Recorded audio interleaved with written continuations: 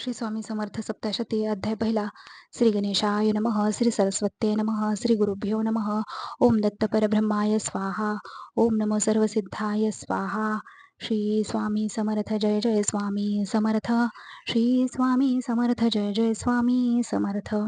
ध्यानम अजानुबाहु शालनेत्रम अनंत ब्रह्मांडकार स्वरूपम भक्त कामकल्पद्रुम कामधेनुम स्वामी समर्थ शिरसह नमामि.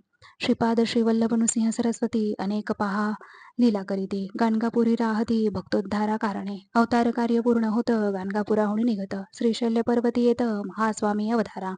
दृश्य स्वामी गुहेत बसलेले आहेत व दोन बाजूंना दोन वाघ बसलेले आहेत आणि त्यांच्या समोर काही भक्त बसलेले आहेत. मल्लिकार्जुना ते पाहोणी स्वामी जाती कर्दळी बनी 300 वर्ष तप करुणी पुन्हा उठती अवतारा. अरण्यात एक ग्रामस्थ होता वृक्षासी फांदी तोडत कुऱ्हाड हातातून सुटत पडे एका वारुळावरी वारुळात श्री गुरुनाथ होते पहा समाधीस्थ कुऱ्हाड मांडीवरी पडत जागृत ऐसे होती ते भिल्लासी देऊन आशीर्वचन करीती तेथोनी प्रयाण हिमालयात जाऊन काही काळ राहती. हिमालयात स्वामी समर्थ योग्यांचे दर्शन देत राहती एका गुहेत नवल तेथे वर्तले योग्यांसवे चर्चा करीत बैसले होते स्वामी समर्थ दोन वाघ येऊनी तेथ श्रवणा लागी बैसले. समर्थ म्हणती वाघांप्रत काहू प्रकांड पंडित गजावरी बैसोनी फिरत जयपत्रे घेत होताना श्रोते व्हावे सावधान आठवावे गुरुचरित्राख्यान. दोन ब्राह्मण येऊन चर्चा केली गुरुसवे ते ब्राह्मण पुढील जन्मात वाघरूपे जन्म घेत त्याची पुन्हा समर्थांप्रत येऊन गुहेत मिळते ते वाघांसी पूर्वजन्म आठवत मनुष्यवाणी बोलू लागत म्हणती त्रिविक्रम यती प्रत छळले होते आम्ही हो आम्ही बैसलो पालखीत त्रिविक्रम यतीसी चालवित नेले गाणगापुरात वाद करण्या लागोनी नृसिंह सरस्वती समर्थ पुरती आमुचे चिरवित तो जन्म आमुचा जवसंपत ब्रह्मसंबंध जाहलो अनेक शतके यातना भोगित होतो आम्ही त्या योनीत वाघ जन्म पुढे जन्मात हिमालया माझारी आम्हा घडले दर्शन क्षमा करा आम्हा लागून तुम्ही नृसिंह सरस्वती भगवान ओळखिले आम्ही तुम्हासी.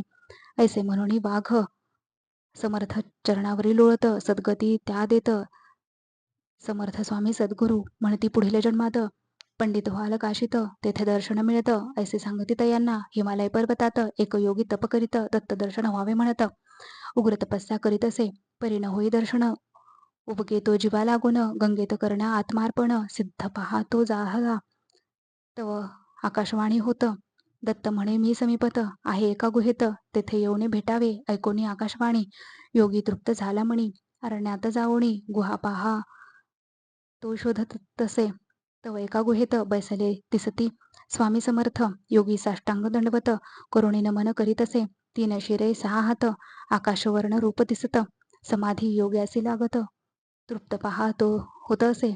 काही काळ हिमालयात जडमूढ जीवा उद्धरित कधी प्रकट कधी गुप्त स्वामी समर्थ अवधारा छेलाखडा ग्रामात दिव्यज्योत प्रकटत श्री स्वामी समर्थ प्रकट होती तेथवरी 8 वर्षांचे रूपात स्वामी तेथे प्रकट होत अनेक लीला दावित भक्तोद्धारा कारणे श्री स्वामी समर्थ हिमालयी जव संचार करीत चंचल भारती म्हणत लोक तेव्हा स्वामींना हरिद्वारात एक ब्राह्मण पुसे स्वामींसी आपण कोण अति गर्वे करून पुसो लागे स्वामींना स्वामी म्हणती तयांसी सांगतो तुझ्या वृत्तांतासी तू व्याध होतासी मारिले अनेक जीवांना दरोडे घातले अनेक पापे केली अनेक तुझी पापवृत्ती न जात मारिले गायींसी काल तू ऐसा ऐकोनी वचन थरथरा कापे ब्राह्मण होई पश्चाताप पूर्ण त्या ब्राह्मणा त्यावेळी स्वामी तीर्थ देती गाय जिवंत करीती द्विजासन मार्गा दाविती ऐसा दयाळ श्री गुरु. एके दिनी एक भक्त स्वामींसी आपुले घरी नेत स्वामी तया ते दाखवित एक सर्प गृहामाजी पाहुणी सर्प तेथवरी मारावयासी धावती सारी स्वामी म्हणती सत्वरी मारू नका म्हणून या सर्पासी त्या उचलित आणि भक्ता ते सांगत हा तुझा बाप असत सर्पयोनी माझारी तुझे संरक्षण करीत आहे हा येथप्रत ऐसे भक्ता सांगत समर्थ स्वामी तेथवरी सर्प पायी लागत मुक्ती द्या म्हणून प्रार्थित तव त्यासही मुक्त केला पहा स्वामींनी. असता स्वामी हिमालयात नवल असे वर्तत पारधी गोळ्या झाडत पाहुणी कळप हरिणांचा परिगोळ्यानं लागत सर्व हरिणे बागडत येती चरत चरत स्वामी जवळी ते धवा हरिणांचे कळपात बैसले दिसती स्वामी समर्था पाहुणी शिकारी चिडत गोळ्या झाडू लागले. परी समर्थ हसत, हरिणेही तेथे खेळत, सर्व गोळ्या व्यर्थ होऊनी जाते तेथवरी. जो समर्थांचा अंकित, मृत्यू त्यासी काय करीत. दोन खडे समर्थ फेकीत, लक्षोणी या पारध्यांना. तव ते होती स्तंभित, भूमीसी चिकटोनी जात. मग स्वामींसी शरण येत, दया करा म्हणून या. स्वामी म्हणती तयासी, आचरा अहिंसा व्रतासी. तेने सद्गती तुम्हासी प्राप्त होईल निश्चये. असो शिकारी केले. स्वामी कळपापाशी आले, सर्व हरिणा म्हणाले, उद्धार होईल तुमचा हो. पुढील जन्मात मनुष्यत्व प्राप्त होईल तुम्हा व्रत. आणि माझे दर्शनार्थ याल तुम्ही निश्चये. ऐसे म्हणून कळपाप्रत आनंदाने जा म्हणत. स्वामी ही आपुल्या गुहेत ध्यानस्थ पहा जाहले. काही काळ हिमालयात गुप्त रूपे तप करीत, तेथून या मग निघत. दक्षिण दिशेसी श्री स्वामी अनेक तीर्थे सिद्ध करीत. स्वामी येते द्वारकेत, पाहुनी येरावळ सोमनाथ. नाथ द्वारा पाहिले, तया नारायण सरोवरात. जलावरी स्वामी बैसत, भक्त होती विस्मित होनी पाहुणी लीला स्वामींची. तैसेचे अबू पर्वतावर समर्थ स्वामी दिगंबर काही काळ लोकोद्धार करीत तेथे राहिले. अनेक तीर्थस्नाने पाहत, मंगळवेड्यासी येऊनी राहत. ग्रामासमीप अरण्यात होते राहिले श्री स्वामी. देव मामलेदार नामे भक्त, ध्यानी स्वामींसी पाहत. मानस पूजा करीत, प्रतिदिनी नित्य स्वामींची. एकदा असता ध्यान करीत, शालिग्राम त्यासी देत. ठेवी पूजेत नित्य, ऐसे सांगती तयाला. देव मामलेदार मणी म्हणत, कोण हे योगी समर्थ. ध्यानी मजला दिसत, पूजा माझी स्वीकारिती. ऐसे मनी चिंतित, तव स्वामी प्रकट होत. मंगळवेढ्यासी यावे म्हणत, शालिग्रामाते घेऊन या. मंगळवेढ्यासी जाई भक्त, ध्यान करी अरण्यात. शालिग्राम आणला का ध्वनी येत, नेत्र उघडून पाहत असे. पाहता स्वामी समर्थांची मिठी घाली चरणांची. म्हणे, दत्तप्रभू आपण येथे अरण्यात राहता का. चला मज सवे म्हणत. दत्तप्रभू उत्तर देत, अक्कलकोटी राहीन म्हणत. काही काळानंतर मी. देव मामलेदार ध्यानस्थ बसलेले आहेत. दृश्य, देव मामलेदार ध्यानस्थ बसलेले आहेत. त्यांच्या समोर स्वामी समर्थ प्रकट होऊन त्यांना शाळीग्राम देत आहेत.